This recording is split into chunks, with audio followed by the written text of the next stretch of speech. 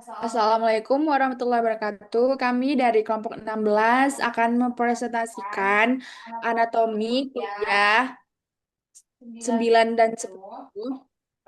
Perkenalkan, nama saya Aulia Syabana Ghaifar Hakim dengan nomor NIM 51300251112. Dilanjutkan oleh teman saya. Perkenalkan, saya Fana Zakiatul Miskia dengan NIM 51300251118. Yang selanjutnya akan dipresentasikan ya. Saya Clelia Amelia Zahra dengan NIM 51300251108. Baik, di sini saya akan mempresentasikan tentang regio Fasei dan regio Coli. Di sini akan saya share screen dulu ya. Aduh, sebentar ya. Sini.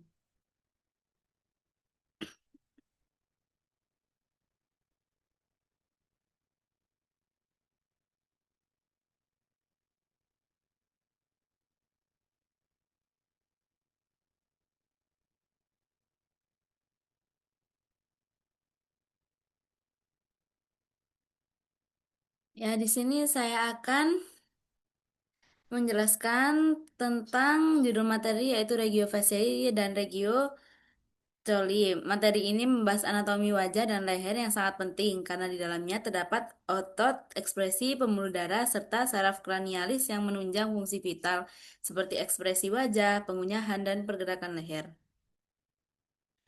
Pada slide kedua ada vertebra cervicalis. Vertebra cervicalis merupakan tulang penyusun leher yang berjumlah 7 yaitu C1 sampai C7. Vertebra ini berfungsi menopang kepala, memungkinkan pergerakan leher serta melindungi medula spinalis atau medspin. Ini bisa dilihat sendiri ya gambar-gambarnya.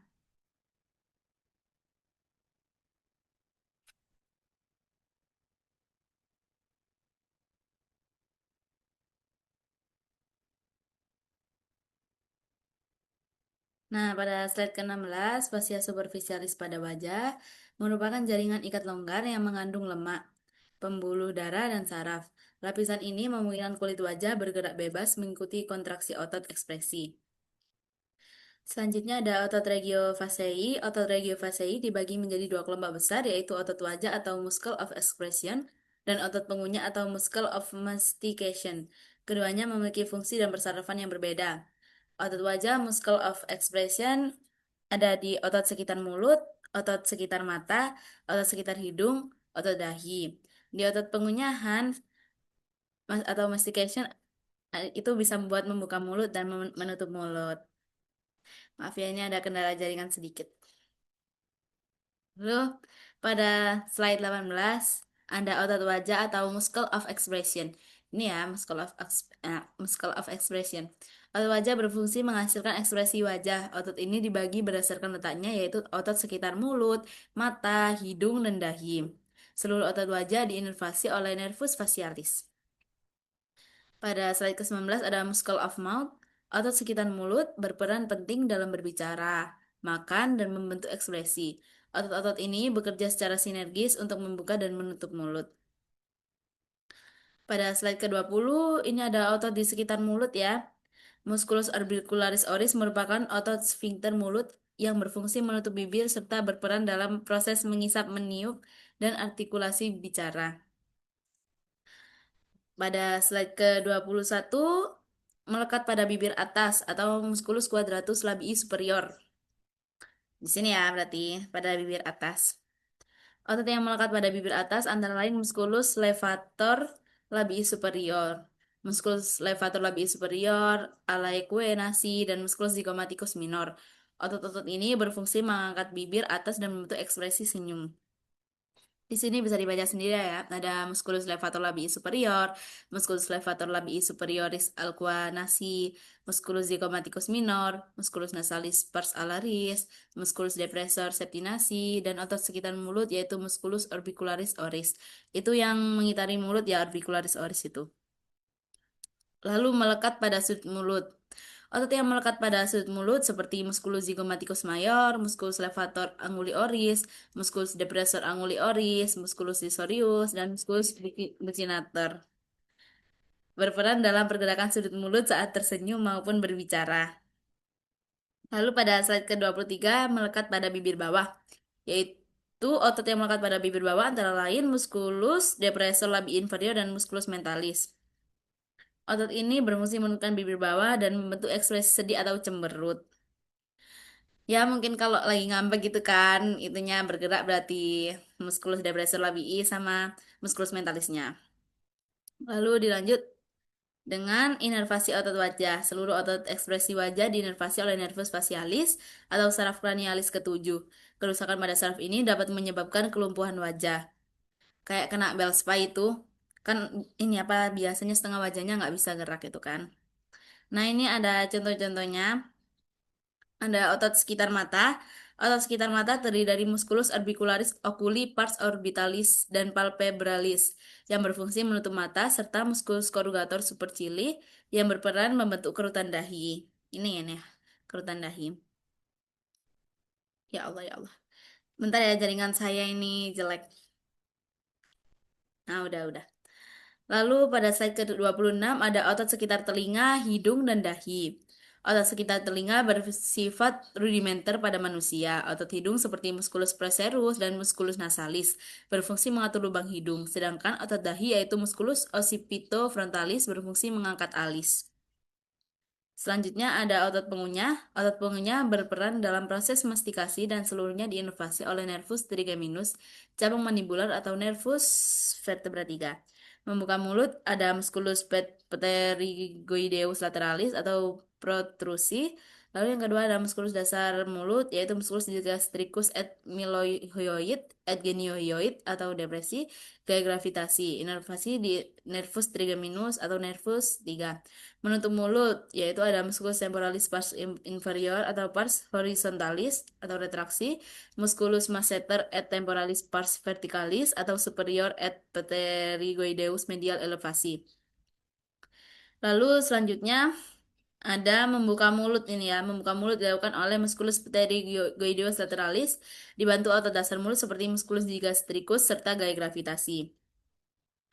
Untuk slide ke-29 ini menutup mulut. Menutup mulut dilakukan oleh musculus masseter, musculus temporalis, dan musculus pterygoideus medialis yang berfungsi mengangkat mandibula.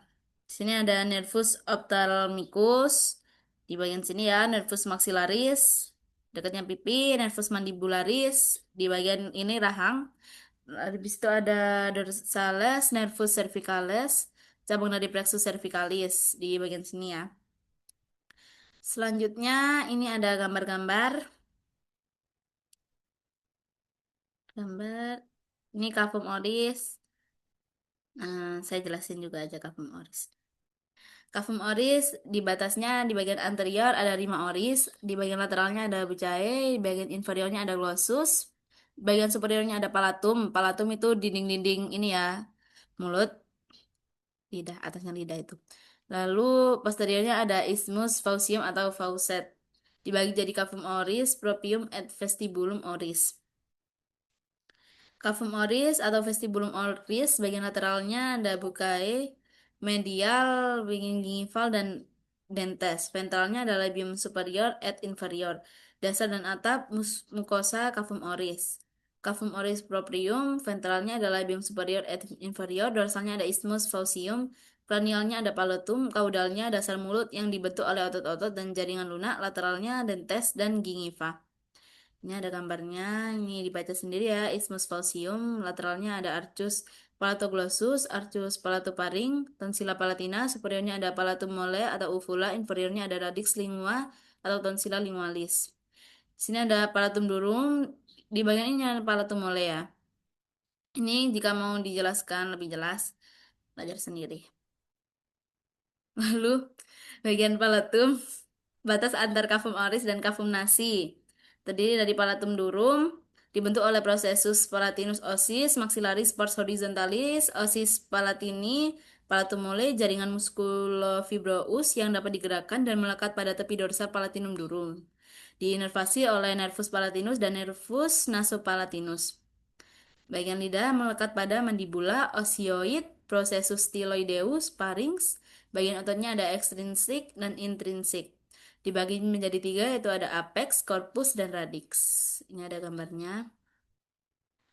Ini ekstrinsiknya ada 4 ya, ada musculus genioglossus, musculus hyoglossus, musculus styloglossus, musculus palatoglossus. Bagian intrinsiknya ada musculus longitudinalis, linguae superior, musculus transversus linguae, musculus veritalis linguae, arterialisasi lingualis, dan dinervasi oleh GSA dari nervus linguanalis. Nah, ini baca sendiri. Bagian kafum nasi akan dijelaskan oleh teman saya. Saya akan melanjutkan bagian fascia coli ya di slide 53. Nah, fascia coli merupakan jaringan ikat yang membungkus dan melindungi struktur penting di leher, serta membagi leher menjadi beberapa kompartemen. Pada slide ke-54 ada lapisan fascia coli. Fascia coli terdiri dari 3 lapisan utama, yaitu lamina superficialis, lamina pretrachealis, dan lamina prevertebralis. Sini dijelaskan ya, di lamina superficialis atau investing layer ada anterior melekat pada processus mastoideus, posterior melekat di ligamen nuchae membungkus pada musculus trapezius, musculus omohyoideus atau musculus SCM itu. Lalu pada lamina pretrachealis, bagian dorsalnya dari osioideum melekat pada cartilago cricoidea manubrium sterni, membungkus pada glandula tiroid, musculus infrahyoidea, trakea, laring, dan paring. Pada lamina prevertebralis, anterior melekat pada basis cranii, ligamen nuchae, posterior melekat pada lamina superficialis fascia cervicalis, membungkus di musculus prevertebralis, musculus scalenei, dan nervus phrenicus. Otot-otot kuduk dan punggung di antara otot-otot tersebut terdapat sekat-sekat jaringan ikat. Lalu pada slide ke-55 ini, fascia coli ini ada lamina superficialis membungkus otot besar leher seperti sternocleidomastoideus, trapezius, dan omohyoideus. Di sini ada lamina superficialnya, investing layer, lamina pretrachealis, lamina prevertebralis, carotid seat, ada arteri carotis communis, vena jugularis interna, dan nervus vagus. Lalu pada slide ke-56 ada trigonum cervical anterior. Trigonum cervical anterior merupakan daerah segitiga di leher bagian depan yang dibatasi oleh linea mediana, sternocleidomastoideus, dan mandibula. Ini ya, trigonum cervicalis anterior, batasnya di bagian medial ada linea mediana coli. Bagian lateralnya ada musculus sternocleidomastoideus, bagian superiornya ada corpus mandibula. Selanjutnya ada gambar-gambar. Di sini ada otot otot suprahyoid. Otot suprahyoid berfungsi mengangkat osioid dan berperan dalam proses menelan. Di sini ada musculus digastricus venter anterior, musculus mylohyoid, musculus digastricus venter superior, musculus stylohyoid, musculus geniohyoid, musculus genioglossus, musculus hyoglossus. Lalu pada slide selanjutnya ada subdivisi trigonum anterior. Trigonum anterior dibagi menjadi submentalis, submanibularis, caroticum, dan muscularis. Di sana ada otot infrahyoid, yaitu ada ini ya, musculus stenohyoid, omohyoid venter superior, stenotiroid, tiroioid, semua inervasi dari ansa cervicalis kecuali musculus tiroioid. Dibagi menjadi 4 ini ya, ada trigonum submentalis, trigonum submanibularis, trigonum caroticum, dan trigonum muscularis.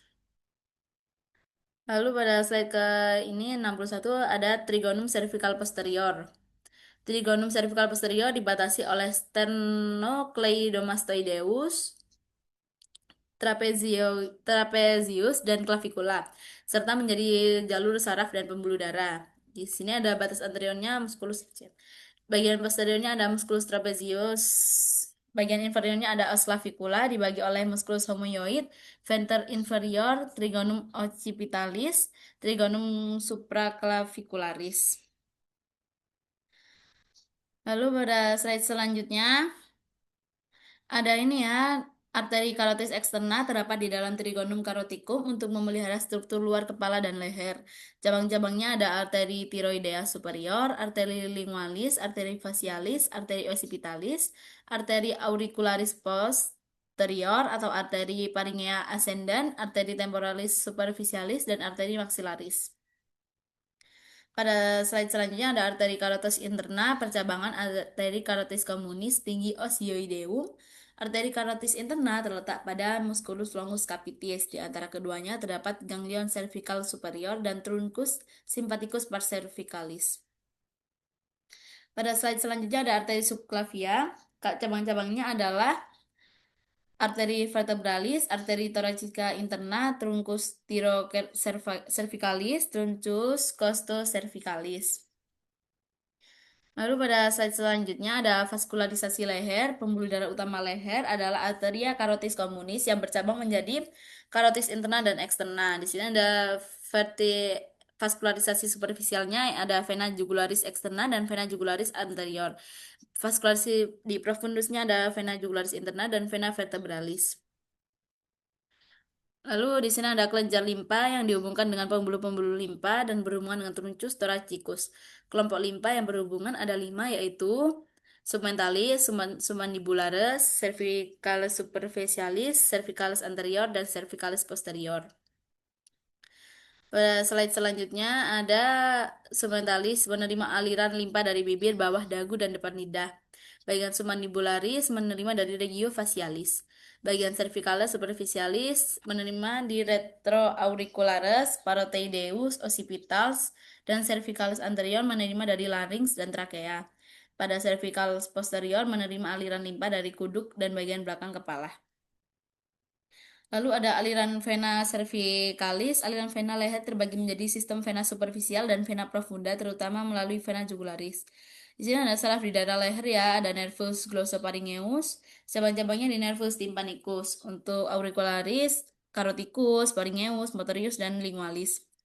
Lalu pada nervus vagus, cabangnya di meninges, nervus laryngeus superior, carotiki, cardiaci, laryngeus recurrens. Pada aksesoris, cabangnya dari pars cranialis dan spinalis.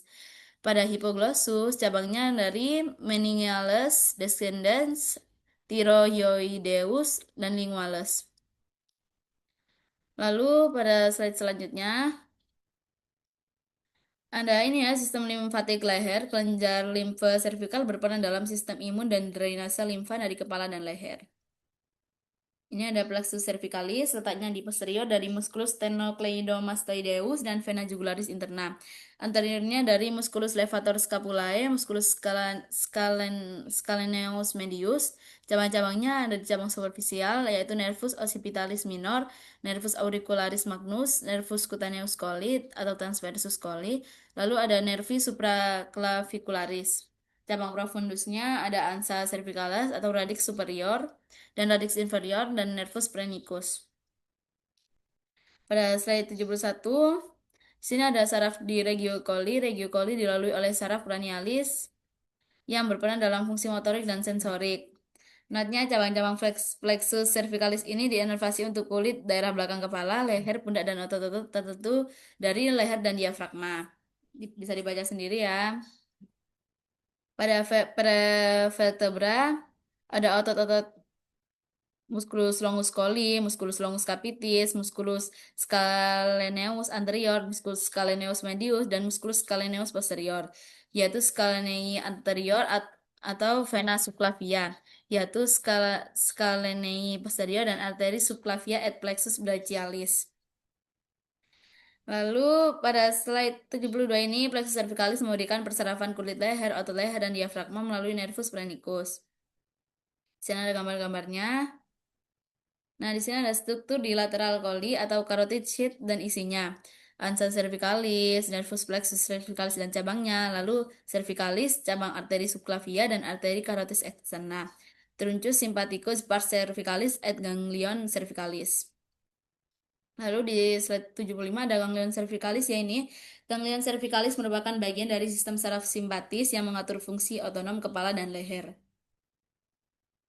Di Di sini ada gambar anterior colinya, di sini ada glandula tiroid atau vaskularisasi arteri tiroidea superior, arteri tiroidea inferior, arteri tiroidea ima, vena tiroidea superior, inferior, et ima.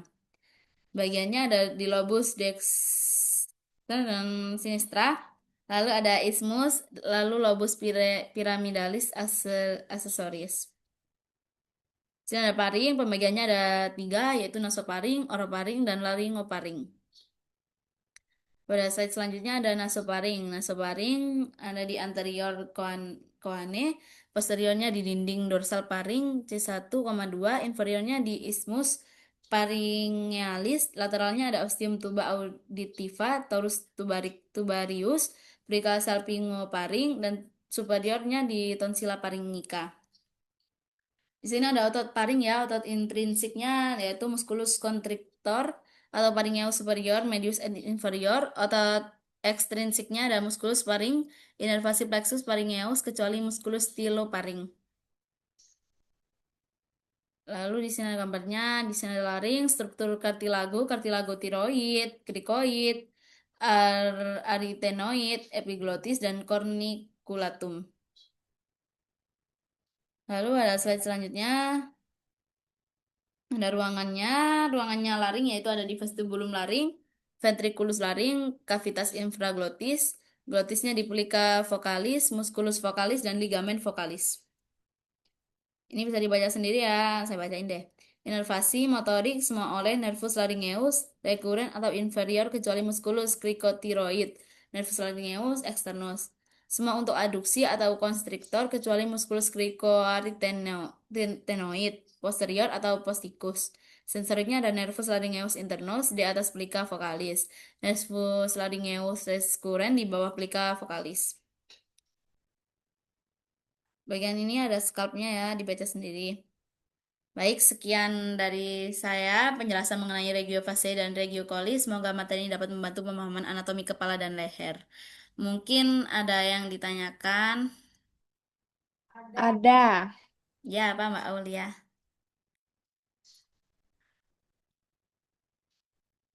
Sebentar, Mbak Celir. Iya. Jadi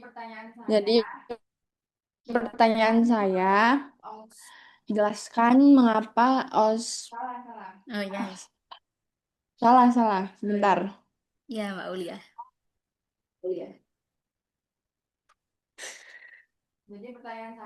Jadi pertanyaan saya, mengapa kelumpuhan nervus facialis menyebabkan gangguan ekspresi wajah tetapi tidak mengganggu proses pengunyahan?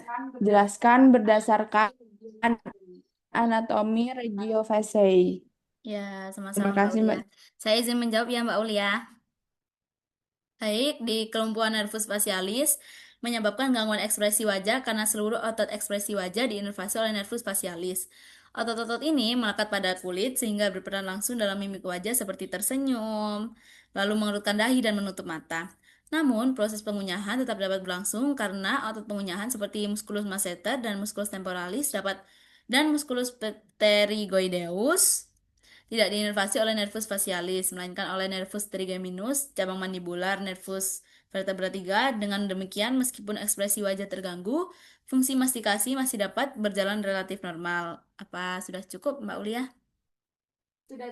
Sudah cukup, Mbak Celir. Baik, terima kasih, Mbak Ulia. Untuk Mbak Farah, mungkin ada yang ditanyakan?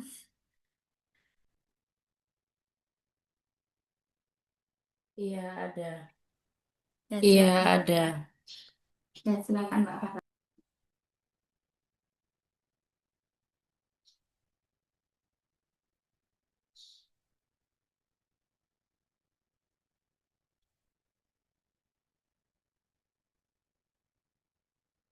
Oke, Mbak Celir.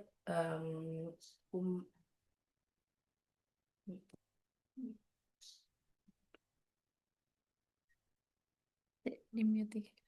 The internet connection is unstable.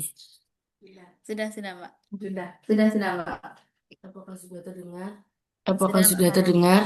Sudah, Mbak Farah. Baik, saya ingin nanya. Oke, baik, saya ingin nanya. Peran fascia coli dalam melindungi struktur vital regio, coli serta implikasinya terhadap penyebaran infeksi leher. Jadi, aku mau Mbak Cilin jelasin apa sih peran fascia coli dalam melindungi struktur vital regio, Ya, regio coli ya Mbak Cilin, ya. serta implikasinya nih terhadap penyebaran infeksi leher. Terima kasih. Izin menjawab ya, Mbak Farah. Baik, fascia coli yaitu berfungsi sebagai jaringan ikat yang membungkus, menyokong, dan memisahkan struktur vital di regio coli seperti pembuluh darah besar, saraf kranialis, trakea, dan kelenjar tiroid. Fascia ini tersusun atas tiga lapisan utama yaitu lamina superficialis, pretacealis, dan prevertebralis, serta membentuk carotid sheath. Secara klinis, susunan fascia coli memiliki implikasi penting karena ruang di antara lapisan fascia dapat menjadi jalur penyebaran infeksi. Infeksi pada leher bagian superficial dapat menyebar mengikuti ruang fascia menuju mediastinum, sehingga berpotensi menimbulkan komplikasi serius seperti mediastinis. Apakah sudah jelas, Mbak Farah? Sampun jelas Mbak Cilin. Terima Ya, kasih. baik. Sekian presentasi dari saya. Untuk presentasi selanjutnya akan dilanjutkan oleh teman saya. Untuk presentasi saya akhiri. Terima kasih. Jazakumullah khairan katsiran. Wassalamualaikum warahmatullahi wabarakatuh. Waalaikumsalam warahmatullahi wabarakatuh.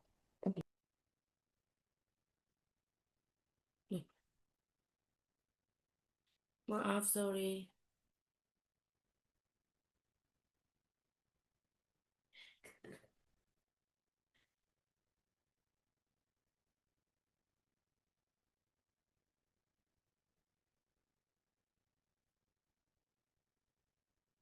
Apakah sudah terlihat? Sudah, Mbak Farah. Oke, baik di sini aku bakal jelasin kafum nasi. Pada slide ini dibahas mengenai kafum nasi atau rongga hidung, yaitu saluran awal sistem pernapasan yang berfungsi sebagai jalan masuk udara ke dalam tubuh. Selain sebagai jalur respirasi, kafum nasi juga berperan penting dalam proses penyaringan, penghangatan, dan pelembapan udara. Sebelum udara masuk ke saluran pernapasan bawah, di dalam kafum nasi juga terdapat reseptor penciuman yang memungkinkan terjadinya fungsi olfaktorius. Next, di sini ada batas-batas kafum nasi.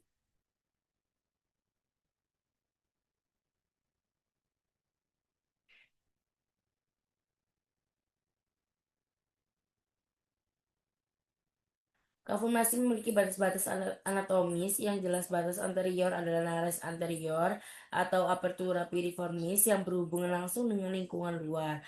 Batas posterior adalah choanae yang menghubungkan kafum nasi dengan nasofaring. Batas inferior dibentuk oleh palatum. Hmm,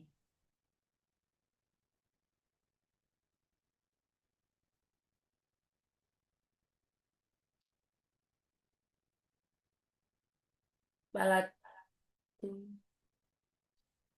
Palatum durum yang memisahkan rongga hidung dari rongga mulut. Batas superior adalah lamina criprosa os etmoidale, tempat serabut saraf olfaktorius melewati menuju bulbus olfaktorius. Batas lateral dibentuk oleh konka atau konka nasalis. Sedangkan batas medial adalah septum nasi. Next. Yang selanjutnya ada dinding lateral kafum nasi. Dinding lateral kafum nasi memiliki struktur yang kompleks dan berperan dalam mengatur aliran udara. Pada dinding ini terdapat tiga konka atau konka nasalis, yaitu superior, media, dan inferior. Konka ini berfungsi memperluas permukaan mukosa sehingga proses penghangatan dan pelembapan udara dapat berlangsung optimal. Selain itu, di antara konka terdapat ruang yang disebut meatus nasi yang menjadi jalur drainase dari sinus paranasalis. Next, ada hubungan konka nasalis dan meatus. Nah, kontra nasalis superior berhubungan dengan recessus sphenoid, sorry, sphenoidmoidalis, tempat bermuaranya sinus sphenoidalis, concha nasalis media berbentuk meatus nasi medius, yang menjadi tempat bermuaranya sebagian besar sinus paranasalis.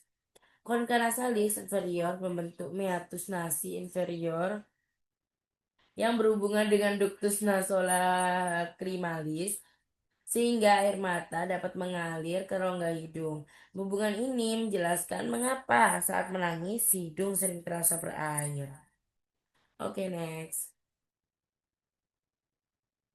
Ada sinus paranasalis. Nah, sinus paranasalis merupakan rongga udara yang berhubungan dengan kafum nasi.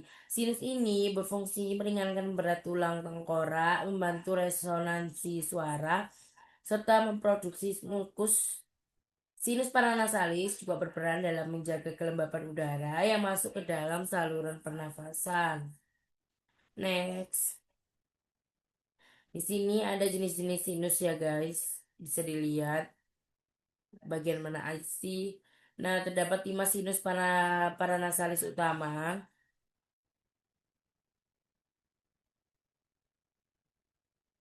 Yaitu ada sinus maxillaris, sinus frontalis, sinus ethmoidalis anterior, sinus ethmoidalis posterior, dan sinus sphenoidalis.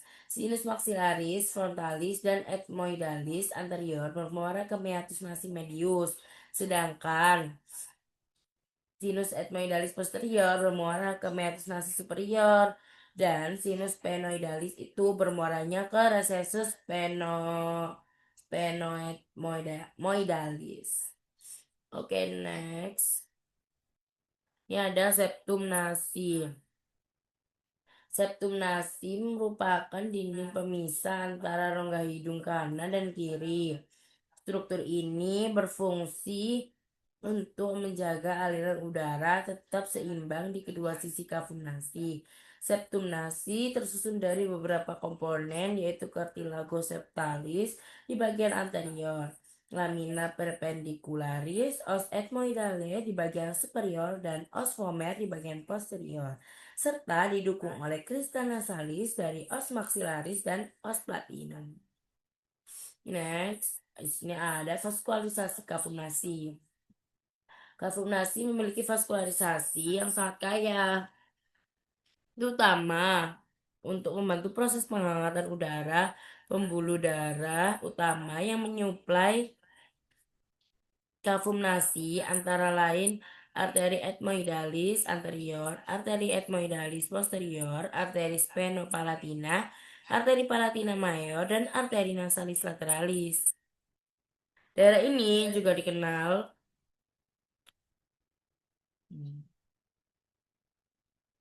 sorry sebentar. Daerah ini juga dikenal sebagai lokasi yang sering mengalami epistaksis karena banyaknya pembuluh darah. Yang selanjutnya, di sini ada inervasi kafum nasi. Inervasi kafum nasi terbagi menjadi sensorik otonom dan khusus. Inervasi sensorik umum berasal dari nervus trigeminus, yaitu cabang NV1 dan NV2. Inervasi otonom berasal dari nervus facialis melalui ganglion pterygopalatinium yang mengatur sekresi mukus. Inervasi khusus penciuman berasal dari nervus olfactorius yang membawa impuls bau ke otak. Next, sorry. Hmm.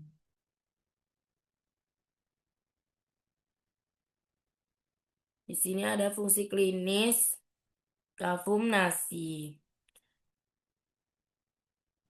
Secara klinis, kafum nasi sangat penting karena berperan dalam respirasi dalam sorry kafum nasi sangat penting karena berperan dalam respirasi, olfaksi, dan pertahanan tubuh. Gangguan pada struktur kafum nasi seperti deviasi deviasi septum, sinusitis atau inflamasi mukosa, dia itu dapat menyebabkan gangguan pernapasan dan penciuman. Oleh karena itu, pemahaman anatomi kafum nasi sangat penting dalam praktik klinis, khususnya di bidang THT. Oke, next yang selanjutnya aku bakal ngejelasin kranium. Oke, di sini pada slide pertama ini aku bakal ngejelasin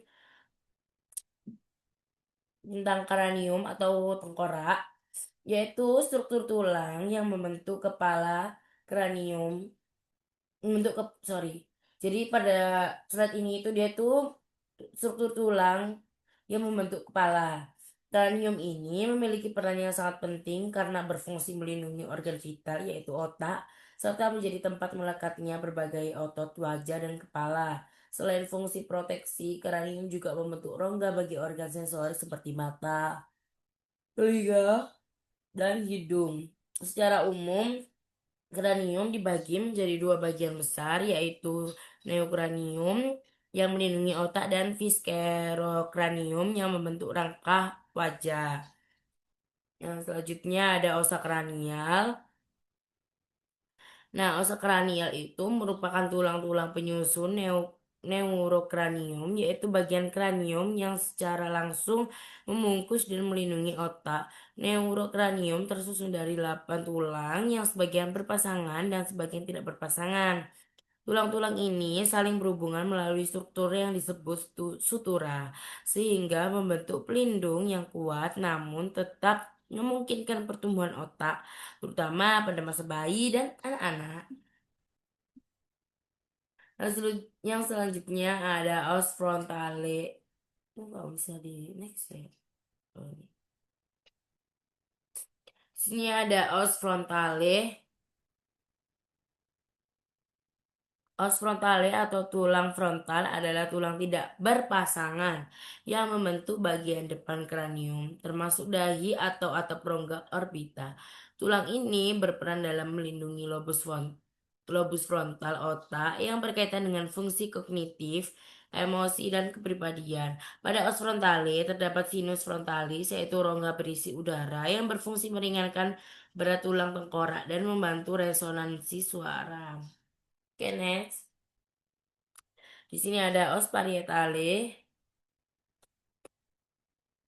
yaitu os parietale itu termasuk tulang, salah, maaf.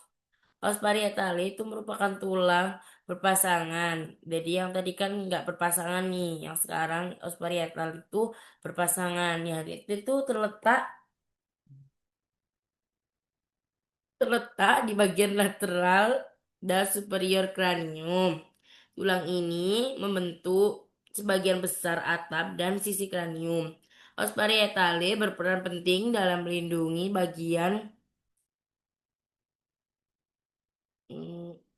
bagian tengah otak. Tulang ini berhubungan dengan tulang lainnya melalui beberapa sutura penting seperti sutura sagittalis, sutura coronalis, dan sutura lambdoidea. Yang selanjutnya ini ada os temporale.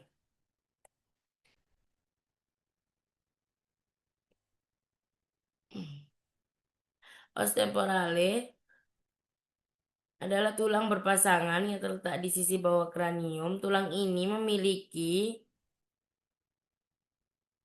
struktur yang kompleks karena di dalamnya terdapat organ pendengaran dan keseimbangan.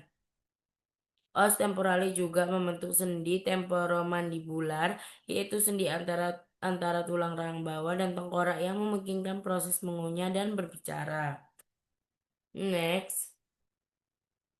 Di sini ada os occipitale. Os occipitale merupakan tulang tidak berpasangan yang terletak di bagian belakang dan bawah kranium. Tulang ini memiliki struktur penting. Ada foramen magnum, yaitu lubang besar. Nih bagian ini nih. Foramen magnum dari anatomi aku ingat ini adalah ini doang. Enggak sih, bagian kepalanya ini. Yang aku ingat itu foramen magnum karena aku suka es krim magnum. Iya, aku ingat foramen magnum. Dia tuh lubang besar tempat keluarnya medula oblongata yang menghubungkan otak dengan medula spinalis. Oleh karena itu, os occipitalis sangat vital dalam sistem saraf pusat. Next, ada os sphenoidale. Os sphenoidale adalah tulang tidak berpasangan yang terletak di bagian tengah dasar kranium.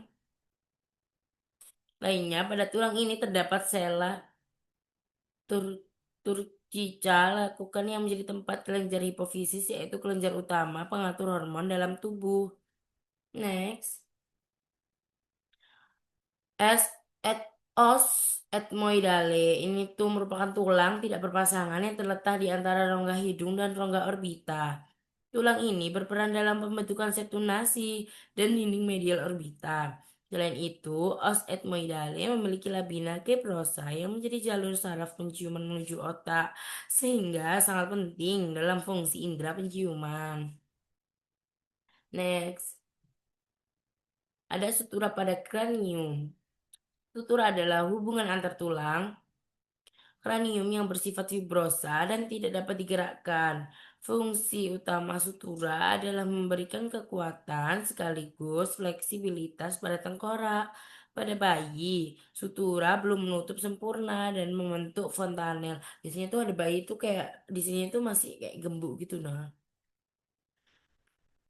Terus yang memukir pertumbuhan otak serta mempermudah proses persalinan. Yang next, sorry, terlalu berlebihan. Di sini ada basis krani. Basis krani atau dasar tengkorak merupakan bagian bawah kranium yang kompleks dan memiliki banyak lubang atau foramina. Foramina ini berfungsi sebagai jalur keluar masuk saraf kranialis dan pembuluh darah. Struktur ini sangat penting secara klinis karena cedera pada basis krani dapat menyebabkan gangguan saraf serius. Next,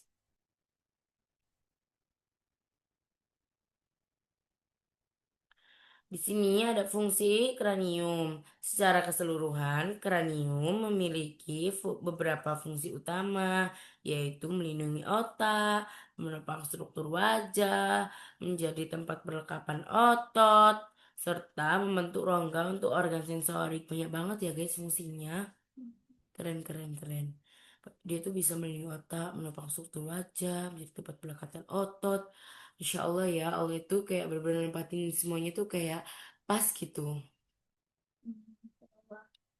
Nah, tanpa struktur kranium yang kuat dan kompleks, fungsi sistem saraf pusat tidak akan berjalan dengan optimal. Jadi kayak semuanya tuh udah pada tempatnya gitu, kayak pas aja, kayak coba kalau misalnya nggak sesuai, mungkin nggak bakal bisa kayak gini ya sekarang.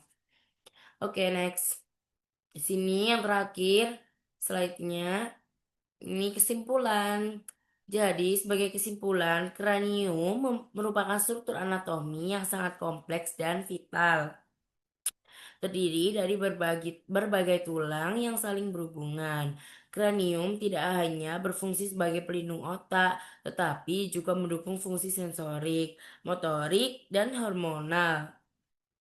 Jadi kranium itu guys nggak hanya berfungsi sebagai pelindung otak aja loh, tapi dia tuh juga mendukung fungsi sensori kita, motorik kita, dan juga hormonal kita.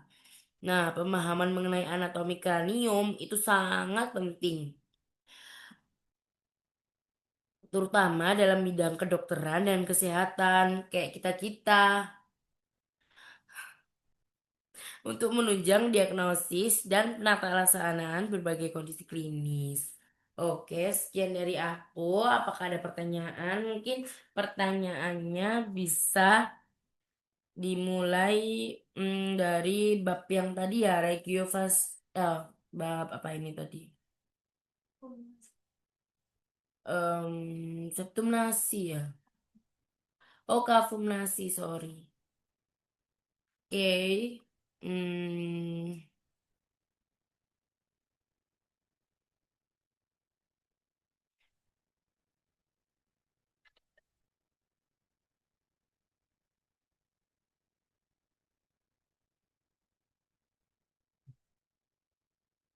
Baik, ada pertanyaan dari saya, Mbak Farah. Ya, silahkan. Yang ini dulu ya, kafumnasi. Oke. Tadi, Jadi pertanyaan saya, jelaskan perbedaan epitel respiratorius dan epitel olfaktorius pada kafum nasi. Dan jelaskan bagaimana perbedaan struktur tersebut memengaruhi fungsi masing-masing bagian. boleh diulang lagi, Mbak Aul. Baik, saya ulangi. Jadi, jelaskan perbedaan epitel respiratorius dan epitel olfaktorius pada kafum nasi, serta jelaskan bagaimana perbedaan struktur tersebut mempengaruhi fungsi masing-masing bagian. Apakah sudah jelas, Mbak Farah? Oke, sudah jelas, Mbak Aul. Terima kasih atas pertanyaannya. Jadi tadi Mbak Aul bertanya, jelaskan perbedaan epitel epitel respiratorius, respiratorius dan epitel olfaktorius pada kafum nasi ya, Mbak Aul. Benar, Mbak Farah. Dan Mbak Aul juga mau gimana sih gimana sih perbedaan struktur tersebut itu dapat mempengaruhi fungsi masing-masing bagiannya ya? Benar. Oke, aku jawab nih. Jadi dari mulai epitel respiratorius itu melapisi sebagian besar kafum nasi dan tersusun atas epitel silindris berlapis semu bersilia dengan sel goblet. Struktur ini berfungsi untuk menyaring, menghangatkan, dan melembabkan udara melalui kerja silia dan produksi mukus. Sebaliknya, kalau epitel olfaktorius terletak di atap kafum nasi, konka nasalis superior, dan septum nasi bagian atas, serta hmm, serta dia itu tidak memiliki sel goblet. Goblet. Kalau yang tadi itu kan epitel respiratorius itu kan ada sel gobletnya ya. Kalau di epitel olfaktorius itu nggak ada, Mbak. Nah, epitel ini mengandung sel reseptor olfaktorius, sel sustentakular, dan sel basal yang berfungsi dalam transduksi rangsang bau menjadi impuls saraf. Perbedaan struktur ini itu menunjukkan bahwa kafum nasi tidak hanya berfungsi sebagai saluran respirasi, tetapi juga sebagai organ sensorik khusus untuk penciuman. Apakah sudah jelas, Mbak Selir? Sorry, Mbak Aul. Sudah jelas, Mbak Farah. Oke, yang Sudah selanjutnya jelas, mungkin Mbak dari Farah. Mbak Celir bisa.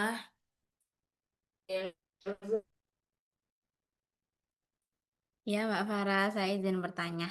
Iya, silakan Mbak Celir. Baik, ini untuk kranium ya, Mbak Farah ya. Mm-mm. Boleh dijelasin nggak mengapa ospen? Kranium. Iya. Ini masih kafum nasi, Mbak. Oh, masih kafumnasi tanya ini. Iya. Maaf ya, Mbak Farah.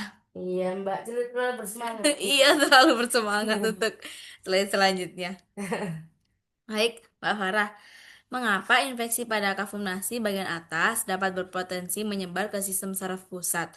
Dan struktur anatomi apa saja yang berperan dalam proses tersebut?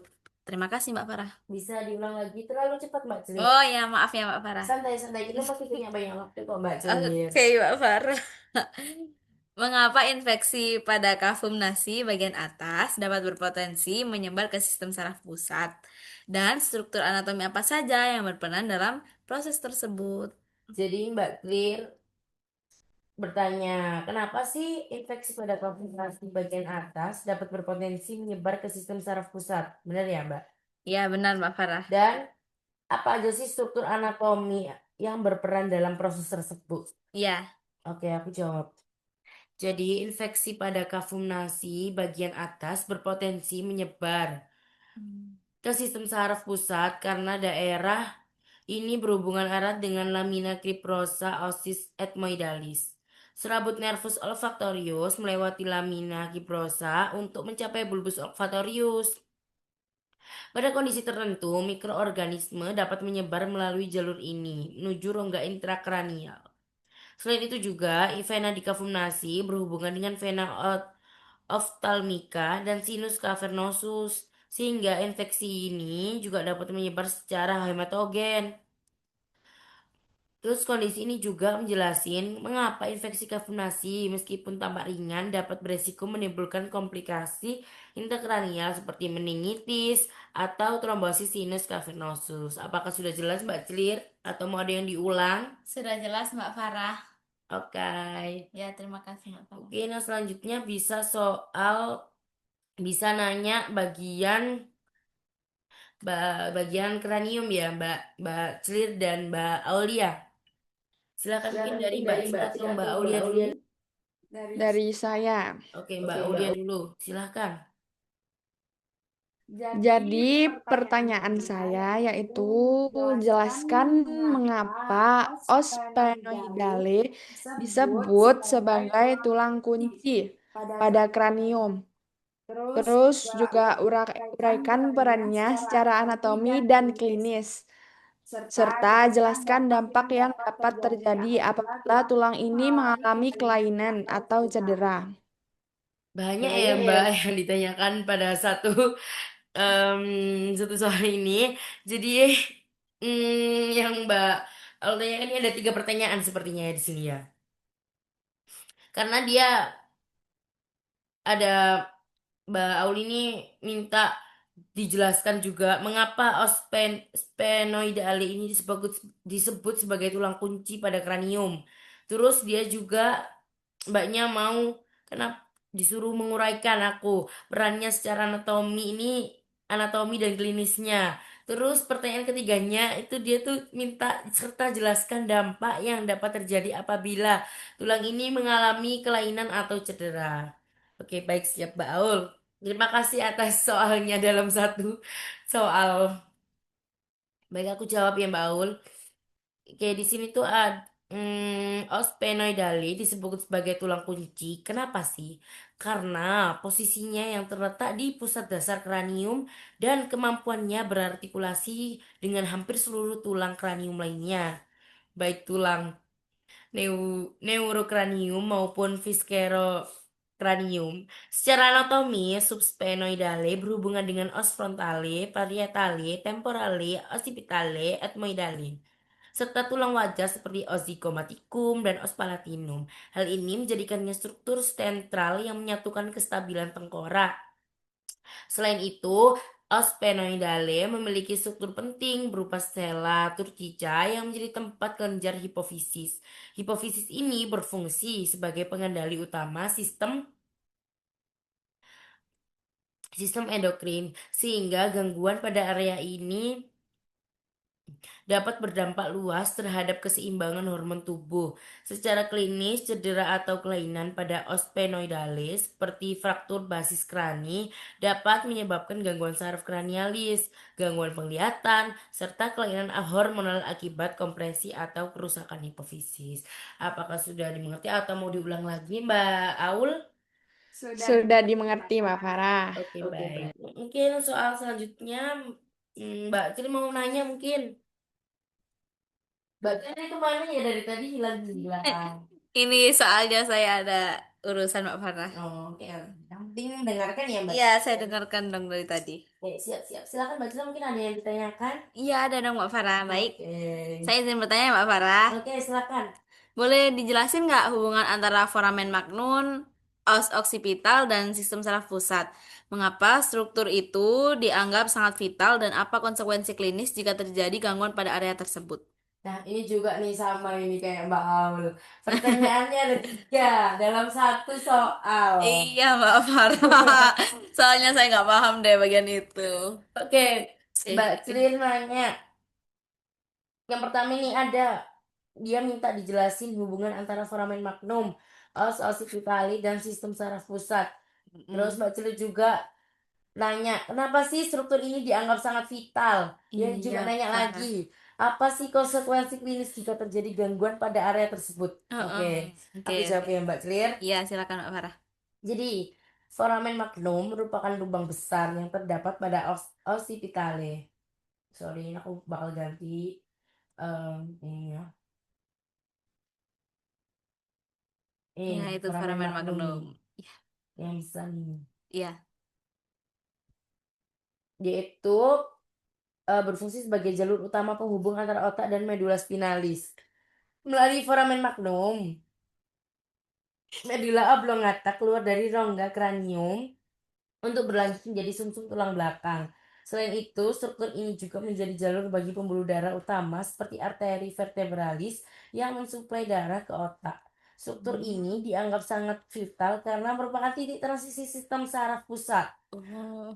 Oke. Gangguan atau penyempitan pada foramen magnum dapat menyebabkan kompresi medula oblongata yang mengatur fungsi-fungsi vital seperti pernapasan, denyut jantung, dan tekanan darah. Sampai sini bisa difahami, Mbak Clear, bisa dilanjut? Bisa, Mbak Farah. Oke, secara klinis kondisi seperti herniasi tonsil cerebellum atau faktor os occipitale dapat berakibat fatal apabila tidak ditangani dengan cepat karena dapat mengganggu pusat-pusat kehidupan yang berada di batang otak. Apakah sudah dimengerti atau mau diulang lagi, Mbak Celit? Sudah dimengerti, Mbak Farah. Oke, baik. Tidak ada pertanyaan lagi ya, karena Tidak. semuanya tadi udah bertanya. Iya, sudah, Mbak Farah. Oke, sekian dari aku. Terima kasih. Jazakumullah khairan kasiron. Assalamualaikum warahmatullahi wabarakatuh. Baik, selanjutnya akan Waalaikumsalam. dilanjutkan oleh teman aku, yakni Aulia Syabana. Terima kasih. Oke. Dadah. Dadah.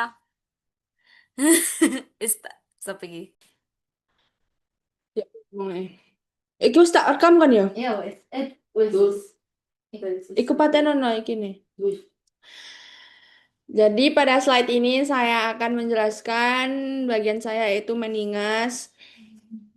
Pada slide ini ditampilkan konsep dasar meninges, yaitu selaput jaringan ikat yang melapisi otak dan medula spinalis. Secara fungsi, meninges tidak hanya berperan sebagai pelindung mekanik, tetapi juga menopang pembuluh darah, mengatur sirkulasi cairan cerebrospinal, serta menjaga stabilitas posisi otak di dalam kafum kranii. Tanpa meninges, jaringan saraf yang lunak akan rentan terhadap trauma. Adapun membran yang melapisi otak dan medspin terdiri dari tiga lapisan. Yang pertama yaitu dura mater, yang kedua yaitu arachnoid mater, yang ketiga pia mater.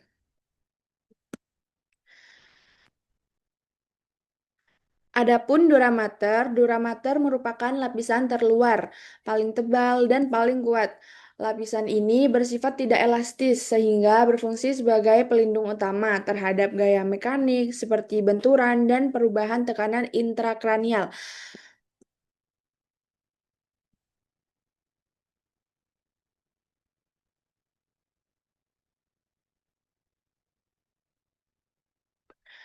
Yang pertama, dura mater mempunyai dua lapisan yaitu lapisan endosteal yaitu menempel peristoneum hanya ada di encephalon dan tidak berlanjut ke medspin. Yang kedua yaitu ada lapisan meningeal terdapat dura mater utama melapisi otak dan lanjut dapat medspin melipat ke dalam membentuk 4 septa. Fungsinya yaitu fungsi septa ini mencegah rotasi dan perpindahan otak.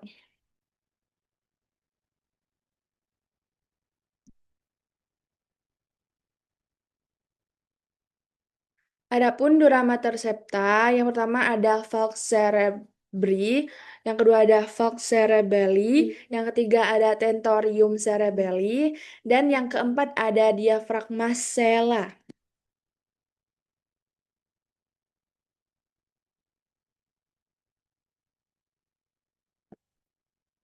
Adapun falx cerebri adalah lipatan dura mater berbentuk bulan sabit yang terletak di antara dua hemisfer cerebri.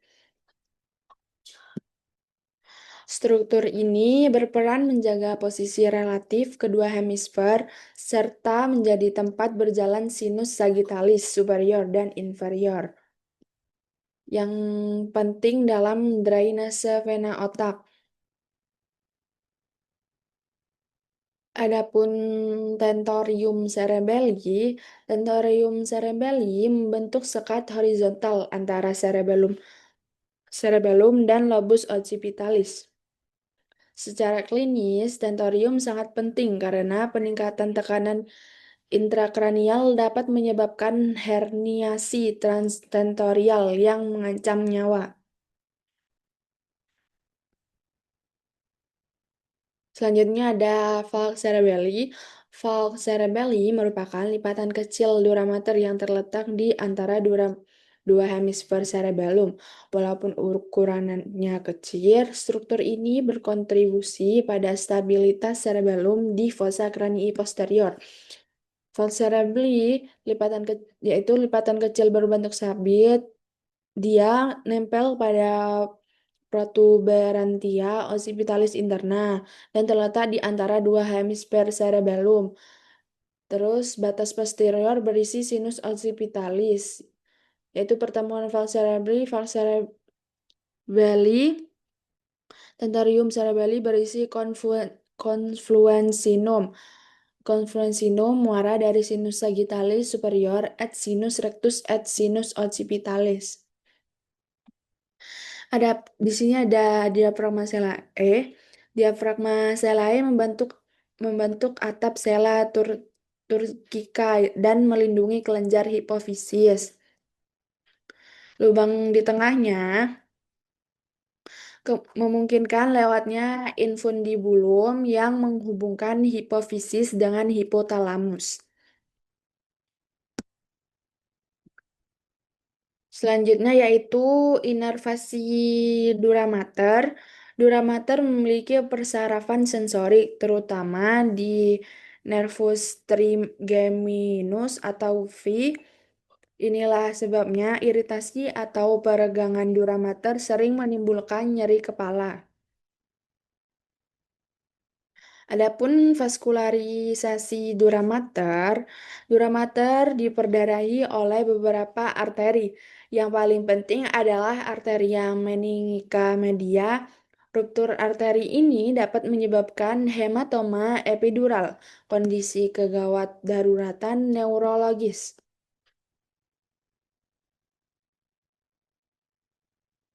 Selanjutnya ada arachnoid mater.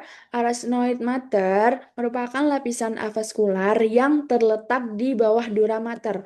Lapisan ini tidak mengikuti, tidak mengikuti sulcus otak dan membentuk batas luar dari ruang subarachnoid.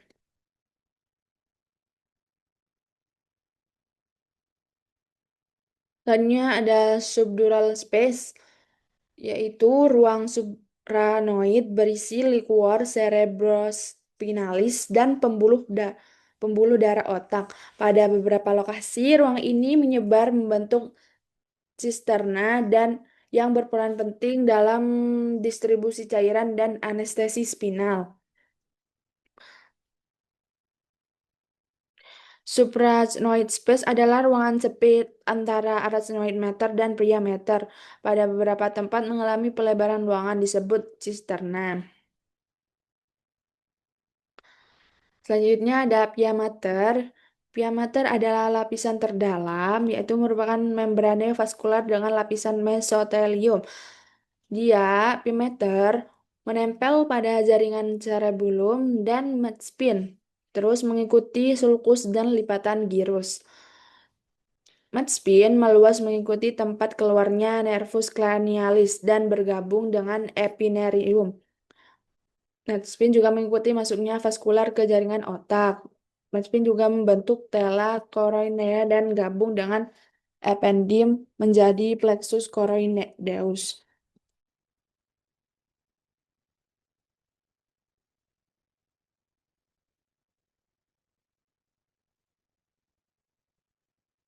Selanjutnya ada ventrikulasi. Saya ganti PPT-nya karena tidak menjadi satu dengan ini. Baik, Mbak, terima kasih. Sebentar ya teman-teman. Iya.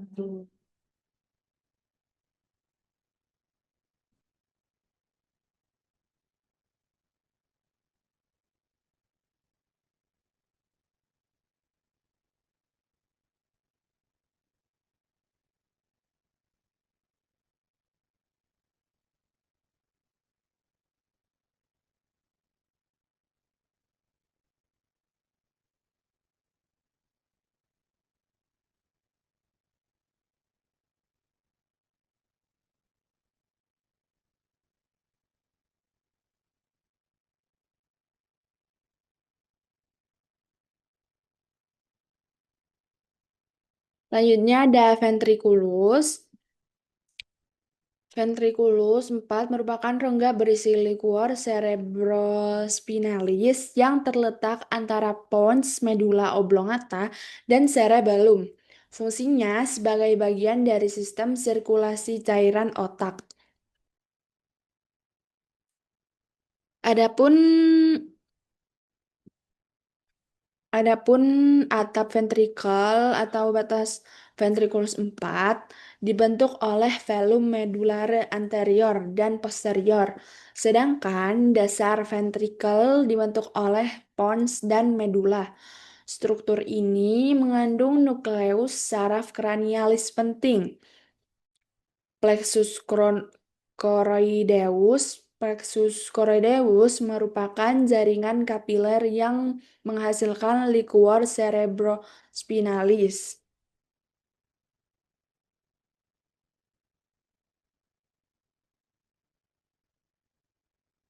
Adapun foramen ventriculus 4, foramen Magendie dan Luxka memungkinkan aliran liquor dari ventrikel ke ruang subarachnoid. Gangguan aliran di sini dapat menyebabkan hidrosefalus. Selanjutnya ada fossa rhomboidea. Fossa rhomboidea adalah dasar ventrikel 4 dan mengandung area posterma pusat refleks muntah. Struktur ini juga menjadi lokasi nukleus saraf cranialis.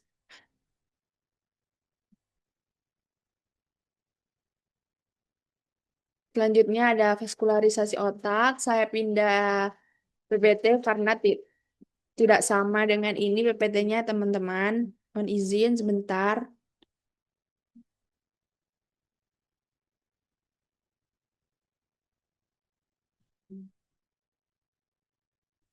Habis ini saya bagikan PPT-nya.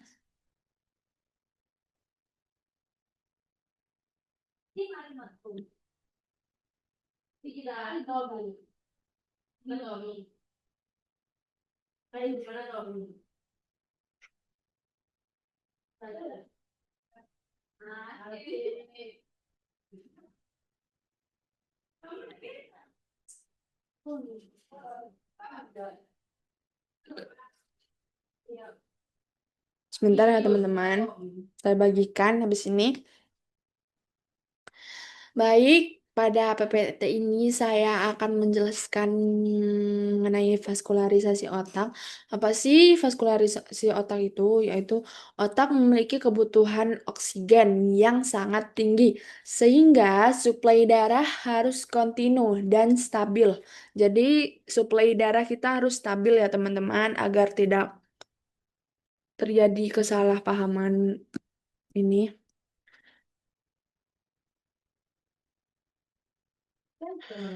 Adapun suplai arterial otak, otak disuplai oleh arteri karotis interna dan arteri vertebralis. Di sepanjang lintasannya, ramus fraternal arteri karotis interna, yaitu arteri hipofisis atau neurohipofisis. Yang kedua yaitu arteri ophthalmica atau orbita sinus frontalis dan sinus ethmoidalis, bagian frontalis kulit, kepala, dan dorsal hidung.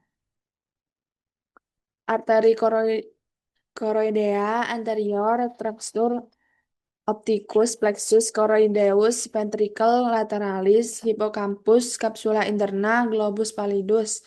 Yang keempat ada arteri communicans posterior, yaitu bergabung dengan arteri cerebri posterior atau circulus Wills. Sistem karotis interna menyuplai sebagian besar hemisfer cerebri dan struktur dalam otak.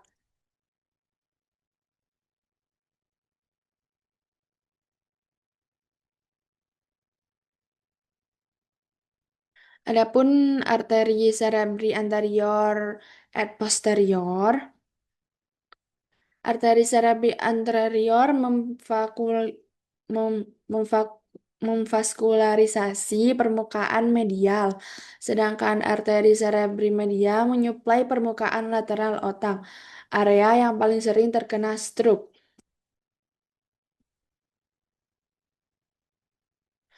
Suplai arterial otak, yaitu ada arteri vertebralis dari arteri subclavia pada batas pons dan medula oblongata lanjut ke arteri basiralis atau sulcus basiralis pontis.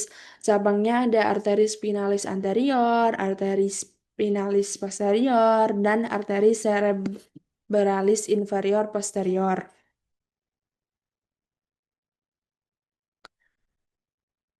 Adapun sistem vertebrobasilar, sistem ini menyuplai batang otak, cerebellum, dan lobus occipitalis, wilayah vital, bagian kesadaran, dan fungsi visual.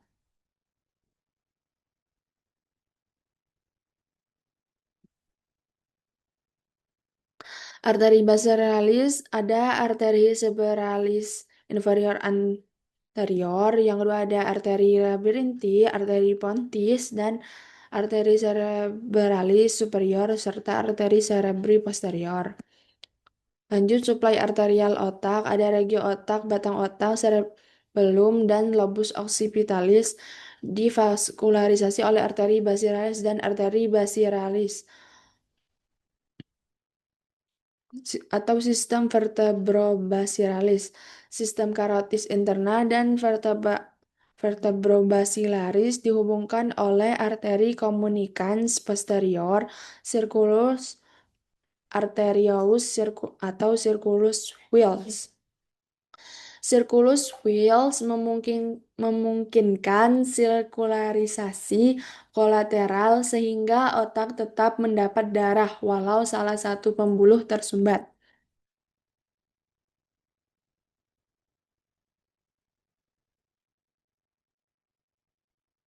Adapun aliran vena otak, darah vena otak dialirkan melalui vena superficial dan profunda. Pada vena profunda terdapat vena superficialis dan sinus venosus duralis. Pada vena profunda cerebri, bagian internal otak depan terdapat pada bagian internal otak depan. Terdapat juga vena thalamus striata dan vena choroidea. Lanjut ke vena interna cerebri, terus dihubungkan dengan vena cerebri magna dari Galen terus ke sinus rectus. Namun aliran darah vena otak, ada vena superficialis cerebri di dalam kavitas subarachnoidea. Terus terdapat vena superior cerebri, yaitu permukaan lateral hemisfer cerebri, lanjut ke sinus sagittalis superior. Terdapat juga vena media superficialis cerebri, sinus cavernosus, yaitu dua vena anastomotik, vena anastomotik superior magna ke sinus sagittalis superior. Lanjut, ada vena anastomotik inferior, lanjut ke sinus transversus. Adapun aliran darah vena otak, vena superficialis, dan profunda cerebri lanjut ke sinus venosus duralis. Baik, penjelasan dari saya sudah selesai. Teman-teman, apakah ada yang dipertanyakan?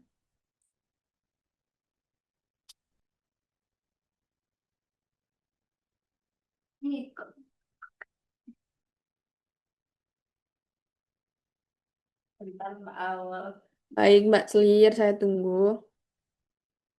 Iya, saya ingin bertanya Mbak Aul ya. Ya, Bentar ya. ya Mbak Selir.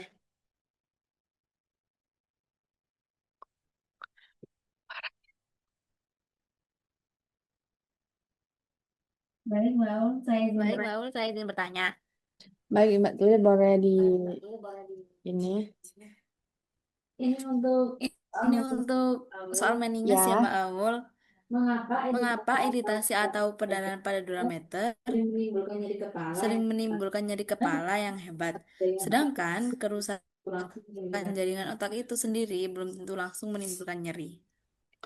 baik, Mbak Selir, saya boleh izin menjawab. Ya, silakan Mbak Aul. Jadi jawaban dari saya yaitu karena duramater memiliki persarafan sensorik, terutama dari nervus trigeminal minus yaitu nervus V sehingga sangat sensitif terhadap regangan, tekanan, dan peradangan. Sebaliknya, jaringan otak atau parenkim cerebri tidak memiliki reseptor nyeri, sehingga kerusakan otak tidak langsung menimbulkan nyeri kepala. Nyeri kepala biasanya muncul akibat keterlibatan meninges, pembuluh darah, atau peningkatan tekanan intrakranial. Apakah sudah jelas, Mbak Clear? Sudah, Mbak Aul. Terima kasih. Baik, Mbak Farah, apa ada pertanyaan? Iya dong, pastinya dong, Mbak. Nggak mungkin enggak. Oke, Mbak. Oke, Mbak. Pertanyaan aku ini di ventriculus dan vaskularisasi otak Ya, ya, Mbak. Sudah paham konteksnya? Ya, sudah paham konteksnya? sudah. Oke, jadi pertanyaan aku apa apa pasti hubungan antara ventriculus berapa ini? 4. Ventriculus 4 ya? Ya. Apa hubungan antara ventriculus 4 terus plexus choroideus dan vaskularisasi otak serta apa dampaknya bila terjadi gangguan pada salah satu struktur tersebut. Ini aku pertanyaan ada dua kayak kamu tadi. Jadi sepertinya ada tiga ya dalamnya. Jadi aku ada Mm. dua. Baik, Mbak Farah, boleh izin menjawab? Ya silakan Mbak. Jadi jawaban dari saya yaitu plexus choroideus di ventriculus 4 berfungsi menghasilkan liquor cerebrospinalis atau LCS dari filtrasi darah. Liquor ini beredar melalui sistem ventrikel dan ruang subarachnoid untuk melindungi, memberi nutrisi, dan menjaga tekanan intrakranial. Vaskularisasi otak menyediakan darah yang diperlukan untuk pembentukan LCS. Jika terjadi gangguan seperti sumbatan foramen Magendie atau Luxka, aliran LCS terganggu dan dapat menyebabkan hidrosefalus yang berakibat peningkatan tekanan intrakranial dan gangguan fungsi otak. Baik, itu jawaban dari saya. Apakah sudah jelas, Mbak Farah? Iya sudah tapi tadi apa vaskularisasi otak menyediakan darah itu pembentukannya apa? Pembentukan LCS atau yaitu liquor cerebrospinalis. Itu singkatannya ya, Oke oke LCS. oke oke oke oke. Baik Mbak. Cuma Mbak Ya, Aul ya. Makasih Mbak Aul. sama-sama Mbak Farah. Terima kasih, Mbak Aul. Oke. Ya, sama-sama Mbak Clear. Jadi, presentasi presentasi saya sudah selesai. Mohon maaf Bila dari kelompok Bila 16 di kelompok 16 ada kesalahan kata atau dan perbuatan. mau dimaklumi karena masih newbie. Oke. Jazakumullah Jazakumullah khairan kasiron. Wassalamualaikum warahmatullahi Warahmatullahi wabarakatuh. wabarakatuh. Terima Dadah. kasih. Terima kasih. Bye bye.